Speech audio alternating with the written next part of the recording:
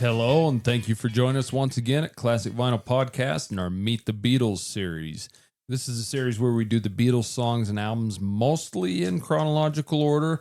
I'm trying to stick to the UK version, but it's kind of hard sometimes, and this song's a good example of why it's hard, because this song we're doing today, Bad Boy, is one that really didn't get released. It got released in the US and then in the UK later, but we're doing it the best we can. So it's kind of in chronological and kind of not. And of course, this is the podcast where we listen to and review songs and albums from the classic vinyl era of the 60s and 70s. I am one of your hosts, Justin, and I am once again joined by my host, Tyler. Here I am.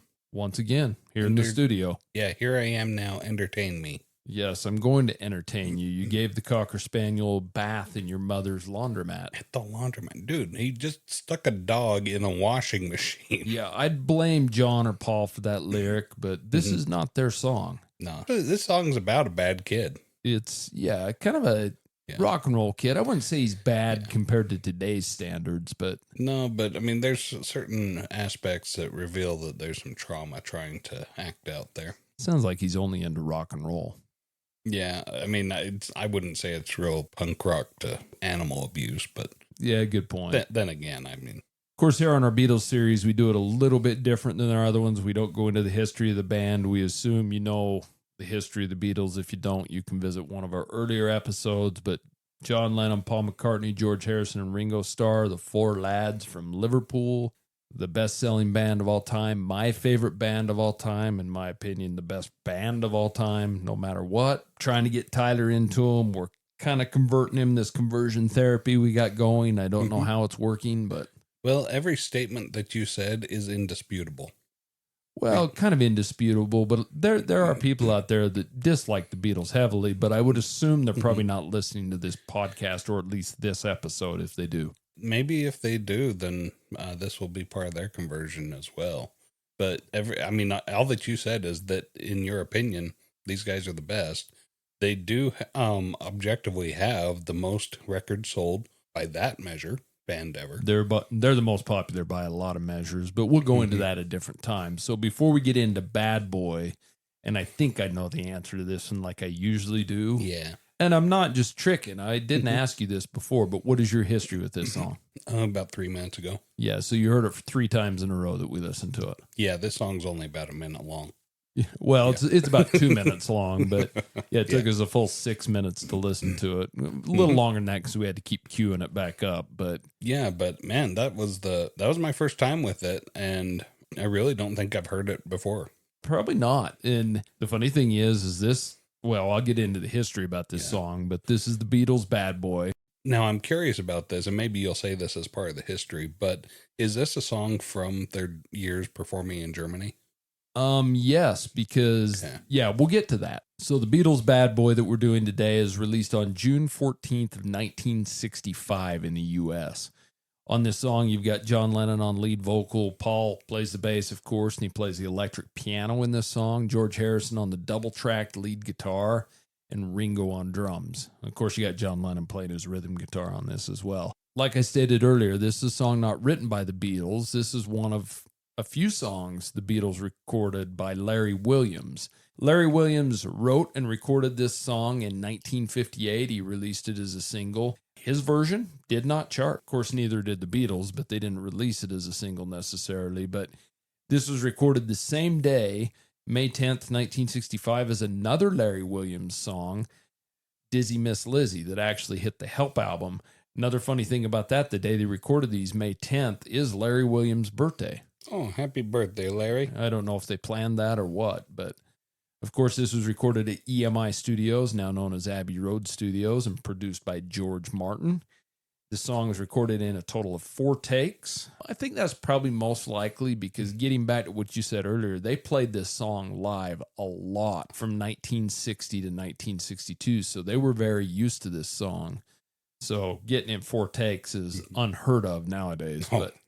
But what's funny about the live versions, and I was thinking about this when we were listening to this song, and I've heard this song thousands of times, but there is no known live recording of this song. Really? So when you talk about Hamburg and the famous Star tapes and the different things they got going there, there's no known recordings of this song live, and I think this is a very raw, powerful song to play live. A very rock and bluesy little number that would have been good to hear them playing this live. Yeah, if you haven't heard this one like I hadn't before, you want to listen to this one, because this one, it's all like it's club music.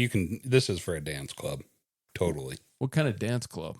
All the dance clubs now are like techno and things like that. So I assume you're talking about a 60s dance club. No, but like the Whiskey A Go-Go would be an example of a dance club.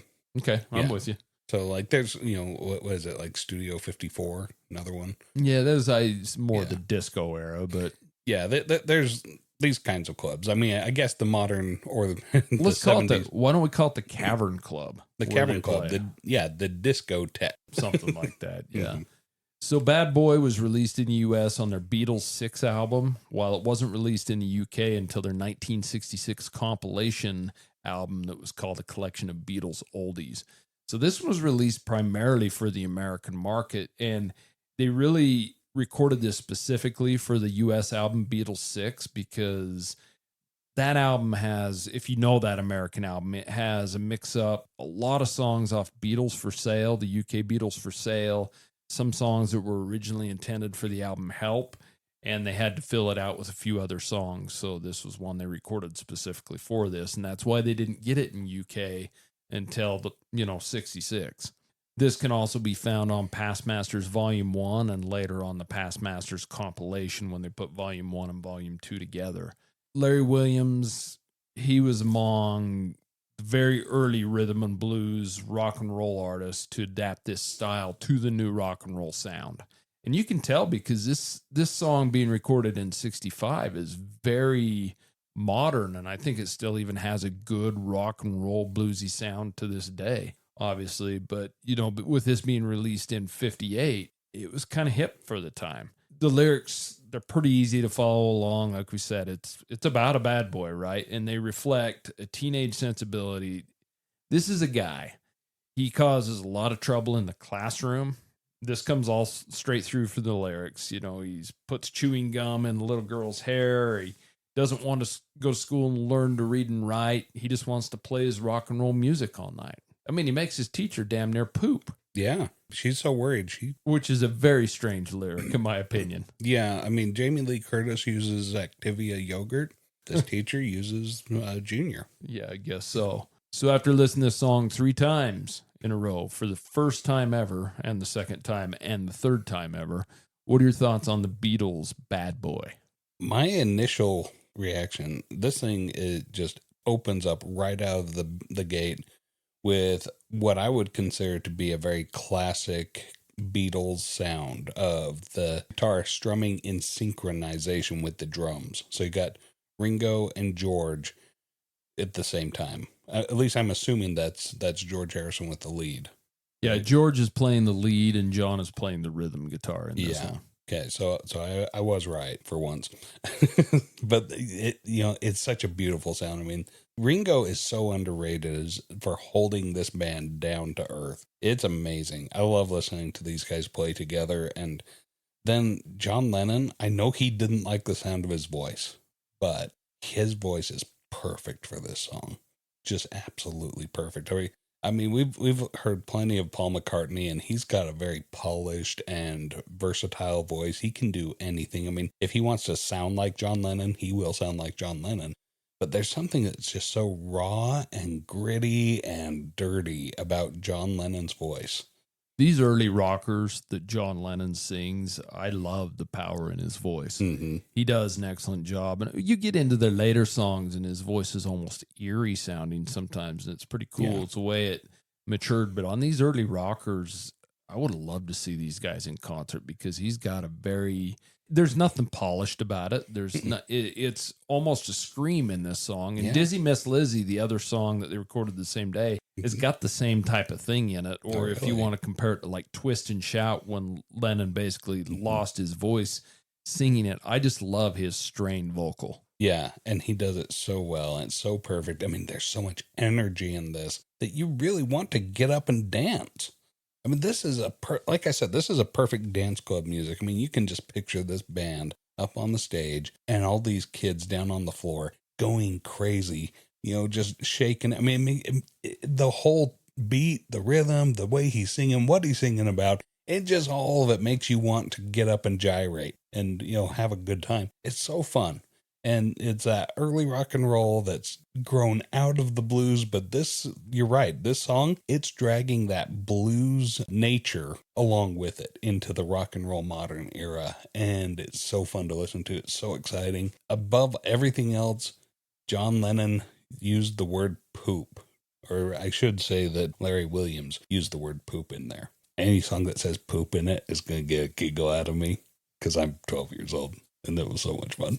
Yeah, I know it. Yeah. But yeah, he's singing about this bad kid. And when he's singing about this little boy that moved into his neighborhood, it doesn't really sound like he's really all that bad. I mean, he's just a kid that doesn't want to go to school, just wants to listen to rock and roll. But what I can't figure is he doesn't want to go to school to learn how to read, but he's going to go down to a magazine stand and buy every book on rock and roll. How's he going to read it if he doesn't know how to read? That's a very valid point. I don't know. It doesn't have to make sense. No, maybe he's going to teach himself, because that's the thing, right? Is if you want to learn something, you'll learn it. I would guess he already knows how to read and write. He just doesn't want to learn any further. He doesn't want to have to read, Pride and Prejudice. He wants to read about Buddy Holly and Chuck Berry. Exactly. Yeah. That would have been about the right time, 58. Like I said, he gets into some darker lyrics later on where he's like, I mean, yeah, putting gum in a little girl's hair, that's mean. He's a bad kid. Shouldn't do that. But he's feeding his canary to the neighbor's cat and then putting a dog in the washing machine. The mother's laundromat. The mother's laundromat. I've never heard it called that. I guess when you say the word cat, that doesn't rhyme with washing machine, so cat, laundromat. Yeah, and so I guess that makes sense when you're looking at like British language. I guess so. But hey, whatever. It was a good song. It was fun. Listen to it. I'm going to, turn a blind eye to the traumatic events of childhood that were inflicted by this kid who's obviously troubled. Try to chalk up as much of as I can to this kid's just loving life and loving rock and roll. And so, not a bad song. What do you think about this one, Justin? So this is one of those Beatles songs that I don't visit as often as I do others, and that's kind of what happens with me on the Past Masters, because I like listening to albums and I don't hit the Past Masters that often. There are quite a few songs on the Past Masters that hit radio often, and so I hear them all the time. This is not one of them. I mean, I'll hear this on the Beatles channel here and there, Sirius XM. But this is a really short little rocking song. It's a rocking little number. I think the two things that stand out in this song more than anything, we already talked about the first one, is Lennon's vocal. It's perfect on this song. It's got that strained vocal. He's almost screaming, but it's under control, and it's great. I think the other thing that stands out is Harrison's guitar playing on this. He plays those little guitar licks as an answer to every single Lennon verse. He plays the little guitar licks, and it's got a really good solo in it, too. The guitar is very well mixed in this and is very powerful, and I really like it. I know Paul McCartney plays the electric piano on here, but you don't really hear much of that. True. You can hear the bass, you can hear the guitar more than anything, but yeah, the guitar from Harrison is amazing. And Lennon's got his standard choppy rhythm playing that really fits into it, and so that's good for me. And like always, the bass is on point. Paul's one of the best and most underrated, if a Beatle can be underrated as far as bass players. Another guy, Ringo, the drumming's right on point. And you said it earlier, he's underrated, but he does an amazing job. And I always say underrated, especially with these guys, but I don't know if anything with the Beatles truly are underrated. To interject, like Paul McCartney, he really gets a lot of credit for his songwriting and for his vocals, but he doesn't ever really get any of the credit for his bassist. I think he gets credit for it, but when you're listing the best bassist of all time, he doesn't seem to come up as often. Harrison doesn't come up in the best guitarist of all time. Lennon doesn't come up in the best vocalist or guitarist of all time, and Ringo doesn't come up in the best drummers of all time yet. Those guys together, the things they did, and if you really know their catalog and some of the amazing things they've done, then you probably have a different thought on that. Yeah, it's a good song. I really like the guitar. I really love Lennon's vocal in it, and I don't visit it very much, but when I do visit it, I'm like, God, this is a damn good song. It's just a rocking little song. I think the only thing it really suffers is the fact that it's not a Beatles original for me. And so when we rate these songs, I rate them on a Beatles curve, and that probably pushes it a little bit, but it's also really cool to see this is where their roots are coming from, and this is what they're doing to kick it up a notch from the old bluesy rock and roll. So a good number. Yeah. This is right in the heat of it all. They're still touring. They're still doing everything. They're going to be touring for another year or so before they stop and go to complete in-studio work. Yeah, there's just that energy that I was talking about earlier.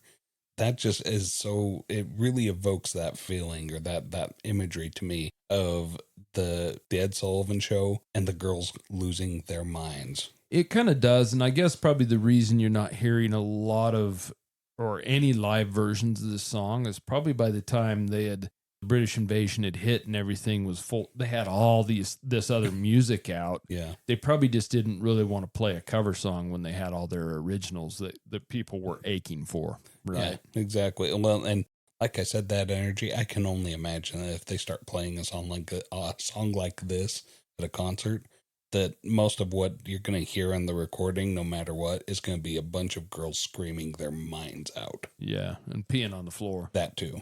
Do you want to get the song rating? Yes. Song rating. Okay, so with this being a Beatles episode, you probably have heard other episodes. If you haven't, and this is your first go, welcome. And our rating scale, I will briefly explain. It's a 0 to 10, 10 being the best. I slapped this one at a solid 7, and I might even be underrating it, but that's why I rate it before we talk. Yeah, you're prone to peer pressure. Peer pressure. I have to peer pressure you into not giving into peer pressure. Yeah. I mean, this song, it knocks it down a little bit for this kid being really bad, but John Lennon says the word poop, so therefore it's up there at a 7 again. Where do you put this one, Justin? So this one was a tough one for me because when I rate the Beatles songs, I'm not rating them as far as all my favorite songs. I rate them on a curve based on the other Beatles work. This one probably would have been a little higher for me, but this one's pretty high.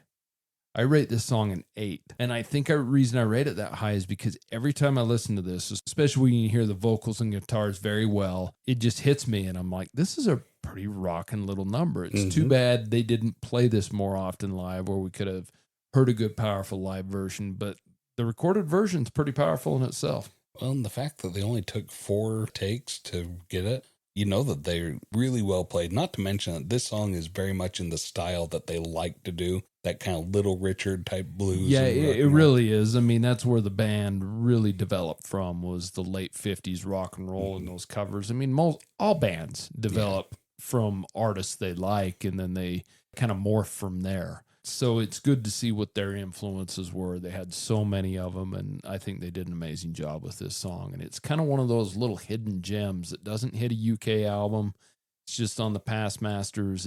It's not getting a lot of radio airplay unless you're listening to the Beatles, actual Beatles Sirius XM channel or something like that. So if you haven't heard Bad Boy, go out and give it a shot. For sure. So that's the Beatles and our Meet the Beatles series and Bad Boy. And if you have any questions, comments, or concerns, send them to us at classicvinylpodcast@gmail.com. Also, if you have any songs or albums you'd like us to rate, send them there. And we really appreciate you taking your time to listen to us. So until next time, we'll see you later. See ya. Thank you so much for listening to Classic Vinyl Podcast. And don't forget to subscribe on Spotify or Apple Podcast or wherever you listen to your podcasts. Follow us on Instagram at Classic Vinyl Podcast for updates, and also share us with your music-loving friends.